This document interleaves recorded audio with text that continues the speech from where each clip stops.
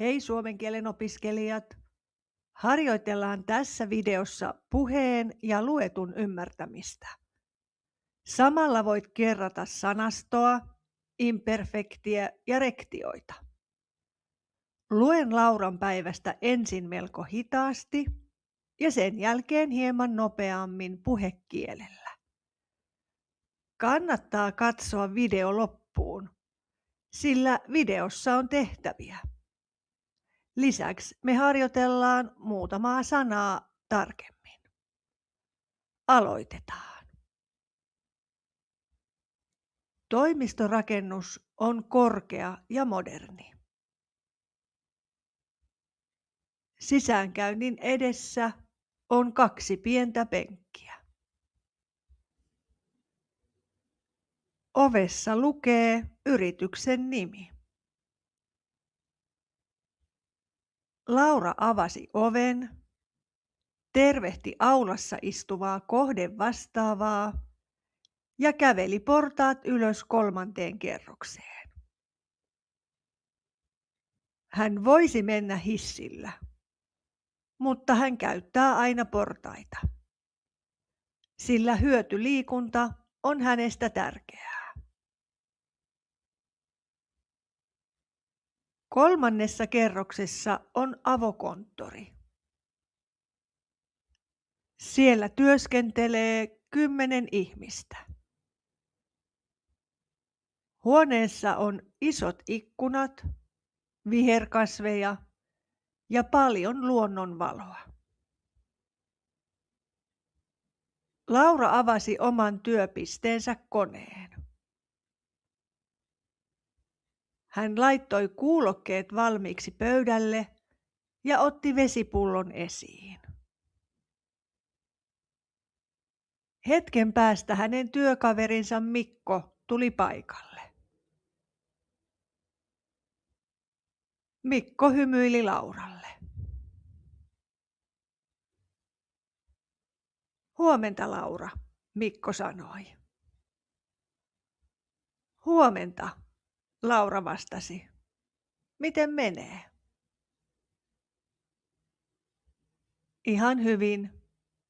Vähän väsynyt, mutta kahvi auttaa, Mikko nauroi. He juttelivat hetken viikonlopusta.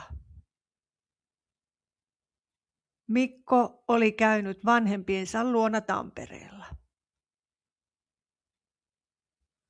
Laura puolestaan oli viettänyt viikonlopun kotona, käynyt kävelyllä ja katsonut elokuvan hyvän ystävän kanssa. Laura päätti hakea vielä kupin kahvia ennen aamupalaveria. Toimiston keittiö on käytävän päässä. Siellä on kahvinkeitin, vedenkeitin, jääkaappi ja mikro. Laura jätti omat eväänsä jääkaappiin. Keittiöön tuli myös toinen työkaveri, Joonas. Huomenta, Laura sanoi. Huomenta. Valmiina uuteen projektiin? Joonas kysyi hymyillen. No, vähän jännittää, mutta luulen, että kaikki menee hyvin, Laura vastasi. He puhuivat hetken projektista. Uusi asiakas on pieni suomalainen yritys, joka myy ekologisia tuotteita. Laura tykkää projektista, koska luonto on lähellä hänen sydäntä. Kun kahvi oli valmis, Laura palasi työpisteelle. Hän laittoi kuulokkeet korville.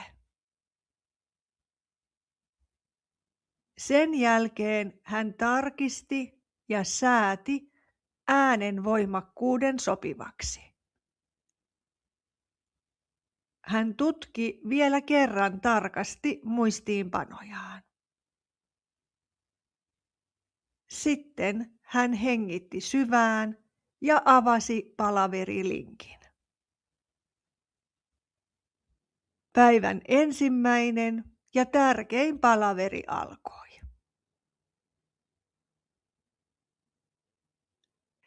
Seuraavaksi luen tarinan hieman nopeammin puhekielellä.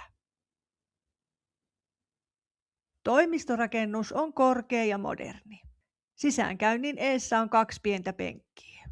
Ovessa lukee yrityksen nimi.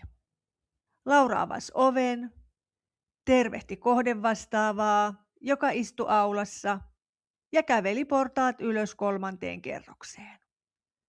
Se voisi mennä hissillä, mutta se käyttää aina portaita, koska hyötyliikunta on sen mielestä tärkeää. 3. kerroksessa on avokonttori. Siellä 10 ihmistä tekee töitä. Huoneessa on isot ikkunat, viherkasveja ja paljon luonnonvaloa. Laura avasi oman työpisteen koneen. Se laittoi kuulokkeet valmiiksi pöydälle ja otti vesipullon esiin. Hetken päästä sen työkaveri Mikko tuli paikalle. Mikko hymyili Lauralle. Huomenta, Laura, Mikko sanoi. Huomenta, Laura vastasi. Miten menee? Ihan hyvin. Vähän väsynyt, mutta kahvi auttaa, Mikko nauroi. Ne jutteli hetken viikonlopusta. Mikko oli käynyt sen vanhempien luona Tampereella. Laura sen sijaan oli viettänyt viikonlopun kotona, käynyt kävelyllä ja katsonut leffan hyvän ystävän kanssa. Laura päätti hakea vielä kupin kahvia ennen aamupalaveria. Toimiston keittiö on käytävän päässä. Siellä on kahvinkeitin, vedenkeitin, jääkaappi ja mikro. Laura jätti omat eväät jääkaappiin. Keittiön tuli myös toinen työkaveri, Joonas. Huomenta, Laura sanoi. Huomenta.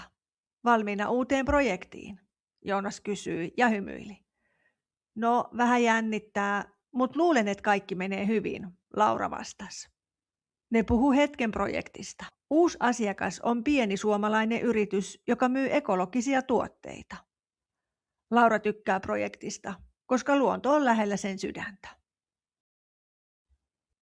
Kun kahvi oli valmis, Laura palasi työpisteelle. Se laittoi kuulokkeet korville. Sen jälkeen se tarkisti ja sääti äänenvoimakkuuden sopivaksi. Se tutki vielä kerran tarkasti muistiinpanoja. Sitten se hengitti syvään ja avasi palaverilinkin. Päivän ensimmäinen ja tärkein palaveri alkoi. Huomasit ehkä, että tässä tarinassa puhekieli ei eroa paljon kirjakielestä. Seuraavaksi 3 kysymystä tekstistä. Numero 1.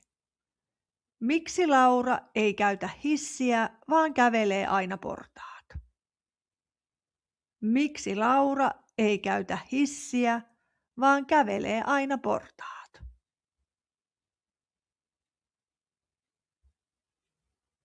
Hänen mielestä hyötyliikunta on tärkeää.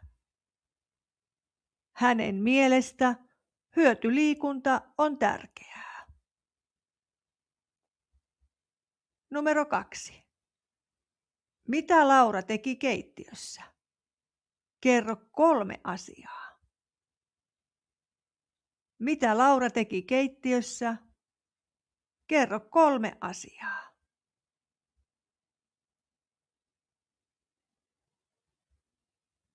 Hän laittoi eväät jääkaappiin, jutteli työkaverin kanssa ja otti kahvin.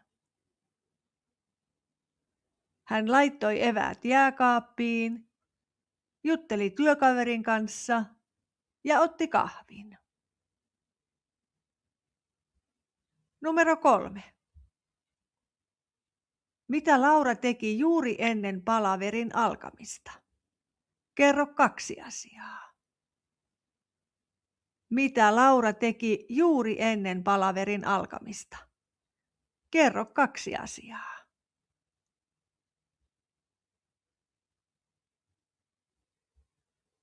Hän tarkisti ja sääti äänenvoimakkuuden sopivaksi. Hän tutki tarkasti muistiinpanojaan. Hän tarkisti ja sääti äänen voimakkuuden sopivaksi. Hän tutki tarkasti muistiinpanojaan. Hienoa. Opiskellaan sitten muutama sana hieman tarkemmin. Hyötyliikunta. Hyötyliikunta. Hyötyliikunta on arjen liikkumista, josta on terveydellistä hyötyä. Esimerkiksi kävely tai pyöräily työpaikalle tai siivous tai portaiden käyttäminen hissin sijaan. Katsotaan muutama esimerkki rektioista. Laura pitää hyötyliikunnasta. Laura pitää hyötyliikunnasta. Laura panostaa hyötyliikuntaan. Laura panostaa hyötyliikuntaan. Laura saa hyötyliikunnasta energiaa. Laura saa hyötyliikunnasta energiaa. Laura parantaa kuntoa hyötyliikunnalla. Laura parantaa kuntoa hyötyliikunnalla. Säätää. Säätää. Muuttaa tai asettaa jokin sopivaksi tai haluttuun asentoon, esimerkiksi äänen voimakkuus tai lämpötila. Laura sääti äänen voimakkuutta. Laura sääti äänen voimakkuutta. Hän säätää volyymiä aina ennen palaveria. Hän säätää volyymiä aina ennen palaveria.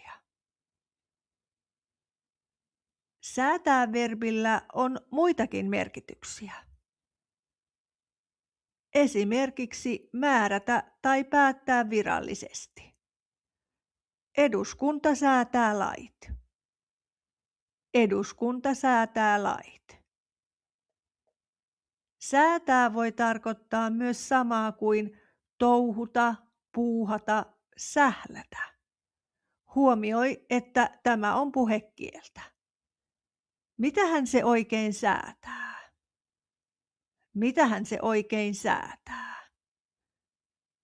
Tarkoittaa samaa kuin mitähän se oikein tekee. Kohdevastaava. Kohdevastaava. Kohdevastaava on henkilö, joka vastaa tietystä kohteesta, eli paikasta, sen toiminnasta tai järjestelyistä. Laura tervehtii joka aamu kohdevastaavaa. Laura tervehtii joka aamu kohdevastaavaa. Kohdevastaava ottaa työntekijät ja vieraat vastaan aulassa. Kohdevastaava ottaa työntekijät ja vieraat vastaan aulassa. Sitten seuraava tärkeä tehtävä. Mieti hetki Lauran aamua töissä ja kerro siitä omin sanoin. Voit aloittaa sanomalla esimerkiksi: toimistorakennus on korkea ja moderni. Ja jatka sitten siitä. Nämä kuvat voivat auttaa sinua muistamaan lisää. Paina siis paussia ja kerro tarina omin sanoin. Kun olet valmis, kerro kommenteissa, oliko tehtävä helppo vai vaikea. Entä haluaisitko oppia lisää suomea Lauran kanssa ja kuulla, mitä hän tekee töiden jälkeen? Kerro sekin kommenteissa. Kiitos paljon, että katsoit. Nähdään pian.